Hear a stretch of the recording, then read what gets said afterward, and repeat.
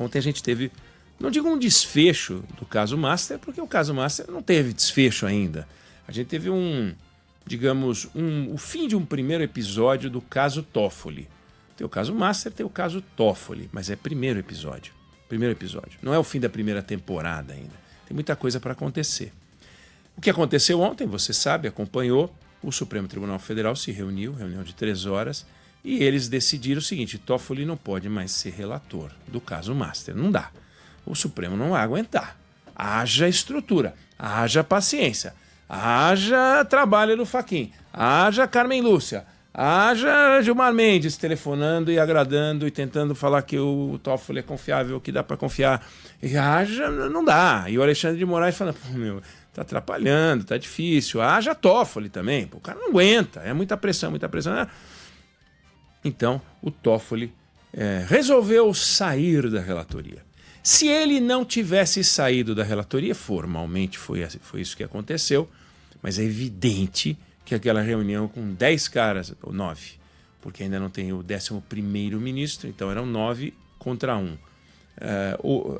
Falando assim, e aí, bicho, olha esse relatório da Polícia Federal, não dá, deu.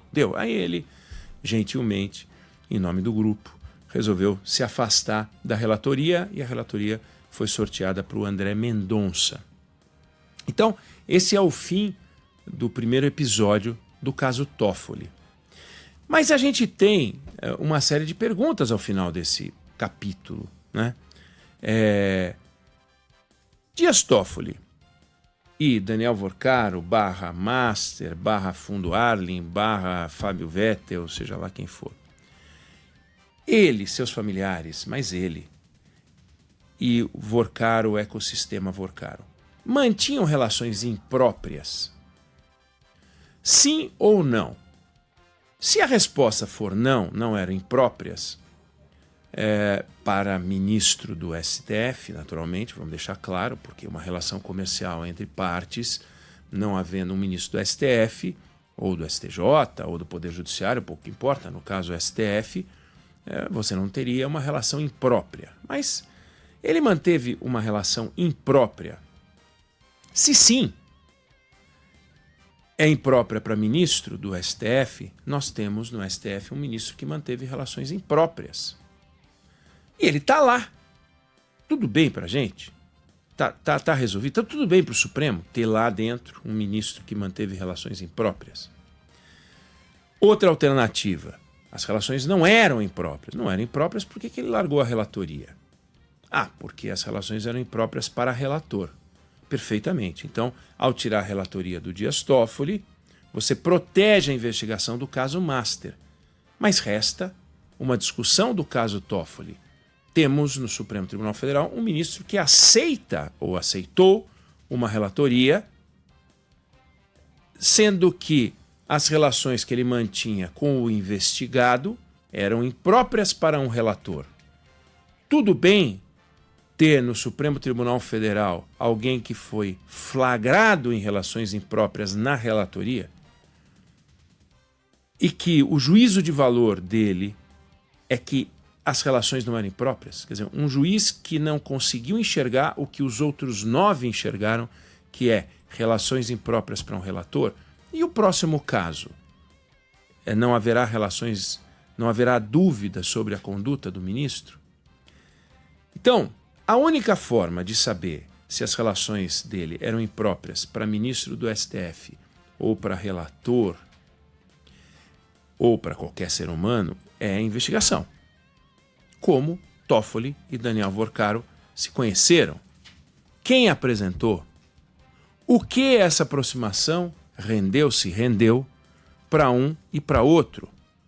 Como e por que um banqueiro acostumado a fazer investimentos em valores expressivos, 300 milhões, 400 milhões, 500 milhões, resolve se envolver no negócio de um resort de classe média, que eu não sei por que estão falando resort de luxo. Não é resort de luxo, mas não importa. Um negócio pequeno para os padrões do Vorcaro. Por que ele resolveu entrar nisso? Ele compraria, e seria um negócio rentável, entrar nisso se o sócio não fosse juiz do STF fosse juiz de futebol, se o Dias Toffoli fosse juiz de futebol da segunda divisão do Campeonato Paranaense, ele conseguiria vender as cotas para o Daniel Vorcaro? Chegaria o Daniel Vorcaro daria atenção para ele? Os dois se falariam pelo celular? Ou o Daniel Vorcaro se tornou amigo ou passou a manter relações com o ministro do STF, Dias Toffoli? E se o negócio que foi conduzido pelo cunhado do Vorcaro é um negócio pequeno, feito para agradar, por que os dois, ele, Vorcaro e o cunhado dele, falavam ou falaram ao telefone, isso está no relatório da Polícia Federal, sobre os pagamentos, sobre a importância dos pagamentos dessa operação? Qual é a razão desse interesse? Por que Daniel Vorcaro tinha o celular do ministro Dias Toffoli? Dias Toffoli atende o celular de qualquer pessoa? Olá, eu sou o Dias Toffoli, ministro do Supremo, em que posso servi-lo. É isso? Não, a gente era amigo. Dias Toffoli disse que não eram amigos. Se fossem amigos, de repente podiam trocar emoji, podiam trocar meme, podiam mandar aquelas mensagenzinhas de bom dia. Você deve receber um monte de mensagem de bom dia. Não tem nada mais irritante do que receber várias mensagens de bom dia, com um cafezinho saindo fumacinha, com um palhacinho, com um passarinho. Amigos fazem isso. A amizade suporta até isso. Mas eles não faziam isso porque eles não eram amigos. Se você não era amigos, por que ele convidou o banqueiro para o aniversário dele? Ele convida todos os banqueiros? Ou ele convida todas as pessoas que não são amigas? É um negócio muito complicado. Complicado porque também é injusto não falar que a gente tem no Supremo Tribunal Federal outro ministro na mesma situação. E que está ali. Não é comigo. Esse agora é o horário do Toffoli. Esse não é o Toffoli. E que estava na reunião se posicionando a respeito do desfecho, tal, que é o ministro Alexandre de Moraes. De novo, mesma pergunta. O ministro Alexandre de Moraes se envolveu num episódio impróprio quando sua mulher assinou um contrato de valores espantosos com o mesmo Daniel Vorcaro, que se envolveu com o ministro Dias Toffoli?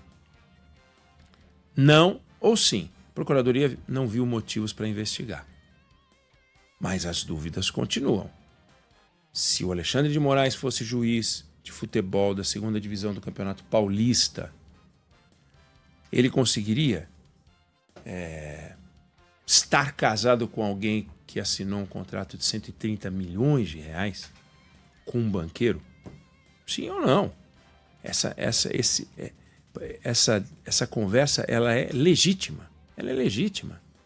Eu já perguntei aqui o que faria Alexandre de Moraes, o que diria Toffoli se perguntado, Gilmar Mendes, Edson Fachin, Carmen Lúcia, André Mendonça, Cássio Nunes. Escolhe o ministro se esse contrato tivesse sido fechado com a mulher do Davi Alcolumbre, com a mulher do Hugo Mota, com a mulher do Lula. Como é que seria tratado? Vamos imaginar que agora a gente descobrisse que o Marco Buzzi, que está sendo investigado e está internado, teve um piripaque depois que 2 mulheres o acusaram de assédio, se descobrissem agora que ele assinou um contrato com o Vorcaro, ou que a mulher dele assinou um contrato com o Vorcaro, como é que reagiria o Supremo Tribunal Federal? O que falariam se fossem perguntados sobre isso? Diriam que é um assunto que não deve ser colocado em tela porque não há nada para conversar? É muito complicado. Eu falei que o Dias Toffoli, o caso Dias Toffoli, está no primeiro episódio porque a gente vai ter um desdobramento a partir de agosto. O que acontece? O Tribunal Superior Eleitoral é composto por 7 ministros. 2 são do STJ, 2 são nomeados pelo presidente a partir de lista tríplice do Supremo Tribunal Federal e 3 são do Supremo Tribunal Federal. Hoje é a Carmen Lúcia, o André Mendonça e o Cássio Nunes Marques. Carmen Lúcia sai em agosto de 2026, acaba o biênio dela. Assume a presidência, hoje ele é a presidente, o Cássio Nunes Marques, porque ele é o vice. E assume a vice-presidência o André Mendonça. E aí ela sai e entra um ministro do STF, que é o Dias Toffoli. Então o Dias Toffoli vai compor o TSE a partir de agosto de 2026 para se envolver, para conduzir, para liderar junto com esse grupo a eleição, que vai ser uma guerra. E um dos temas da eleição vai ser o Banco Master. Pode ter absoluta certeza que vai ser o Banco Master. Então vai ter um candidato que lá pelas tantas pode colocar na propaganda eleitoral dele uma imagem do presidente da República e do Daniel Vorcaro dizendo o que fazia Daniel Vorcaro no Palácio do Planalto conversando com o presidente Lula. Daniel Vorcaro que fez isso, que fez aquilo, que desviou 40, que desviou 60, que desviou não sei o que, FGC, e o Lula.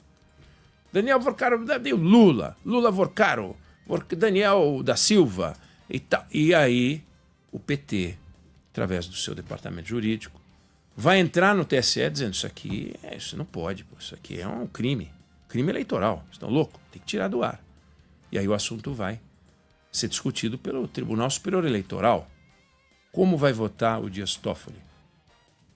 Ele vai votar tecnicamente, naturalmente, mas é Banco Master. E aí, como é que fica? Então, esse assunto virou uma bola de ferro amarrada num dos pés do Dias Toffoli, que é um negócio complicado. Não é algo que se pode simplesmente dizer, olha, não existe, não aconteceu, está tudo resolvido, ele se afastou da relatoria. Restam as perguntas, restam as dúvidas e sempre de olho no comportamento do ministro. Você acha legal, bacana, que o Supremo Tribunal Federal, que é a última instância de defesa da sociedade para os assuntos mais variados, fique com este tipo de discussão lá dentro? Porque todo mundo se une e todo mundo defende os ministros do Supremo quando você enxerga alguma coisa contra o Supremo Tribunal Federal, não há a menor dúvida. A gente já falou disso aqui. Sem dúvida, houve uma onda de ataques ao Supremo Tribunal Federal. E essa onda de ataques ao Supremo Tribunal Federal gerou uma corrente de solidariedade, de compreensão, e as pessoas passaram a mão na cabeça de muita gente ali dentro que fez e adotou práticas absolutamente discutíveis, mas em nome de... enfim. Só que agora, diante dessa nova onda de ataques ao Supremo, que vem de dentro, pelas escolhas de ministros do Supremo de se relacionar com este ou aquele personagem, e ao selecionar este ou aquele, escolher um personagem complicado, diante dessa onda, por que não a gente discutir de novo a proteção ao Supremo? E proteger o Supremo é colocar essas perguntas na roda. Estamos confortáveis, então, como sociedade, com o Supremo Tribunal Federal. Estamos tranquilos, sendo que lá dentro, comprovadamente, com documentos, comprovadamente, você tem um ministro que manteve relações não criminosas. Quero insistir, não criminosas. Porque para você afirmar que uma relação é criminosa, você tem que apurar. Você apura, a Polícia Federal pode ver indícios, a Polícia Federal pode indiciar, portanto, esse é o nome. O Ministério Público pode entender que há motivos para denunciar, e então o Supremo Tribunal Federal teria que julgar, e julgando, encerradas todas as possibilidades de recurso, a pessoa é criminosa e passa a cumprir a pena determinada pelo conjunto de lei que infringiu. Então nós não estamos falando de relações criminosas, mas nós estamos falando de relações que expõem, do ponto de vista ético, o comportamento do ministro Dias Toffoli. Não há dúvida de que cabe uma discussão. Não houvesse uma discussão, a reunião não teria havido ontem, teria ocorrido, os ministros, os juízes não teriam sequer se preocupado com isso. O Edson Fachin teria recebido o relatório da Polícia Federal, teria dito, olha, se você vê problema, encaminha a Procuradoria-Geral da República, que aliás deveria ter sido esse o caminho, e não teria promovido a reunião ontem de emergência, 3 horas. Os caras estavam fazendo reunião à noite. À noite. Fizeram em 2 tempos. O pessoal fazia um xixizinho. E daí voltaram para a reunião para uma carta de apoio ao ministro Dias Toffoli, que deveria ser seguida da confirmação dele na relatoria, diante da carta. Diante da carta, a conclusão da carta seria, bom, em função disso tudo, como ele agiu com muita correção e não há nenhuma dúvida, ele segue relator. Isso deveria ter sido a conclusão da carta. Mas não. A conclusão da carta foi, apesar disso tudo, apesar de ter feito tudo certinho, não ter nada errado, a gente entende e respeita o desejo dele de sair. Tem um lado prático nessa história, porque se ele não saísse, as provas obtidas poderiam ser questionadas e o novo relator teria que começar tudo de novo. Então, como ele decidiu sair, ele só passa o seu viço para o André Mendonça, que foi o que aconteceu. Mas, ao final deste episódio do caso Toffoli, ficam as perguntas. Temos lá dentro um ministro que só adotou práticas impróprias porque aceitou a relatoria e então se descortinou uma relação que não é devida para relatores. Como ele não vê isso? Como temos lá dentro um juiz que não enxerga essa relação inadequada? E no próximo episódio, Tribunal Superior Eleitoral. Então, vai dar muito pano para manga ainda. Caso Master segue nas mãos de André Mendonça, vai dar muita discussão, muita novidade. Estão apenas começando. E num ano complexo, num ano complicado, que é um ano eleitoral. Eu não sei se você concorda, se você discorda, essa é a opinião que eu tenho sobre o assunto. Se quiser falar sobre isso ou qualquer outra coisa, 11 999 592 100.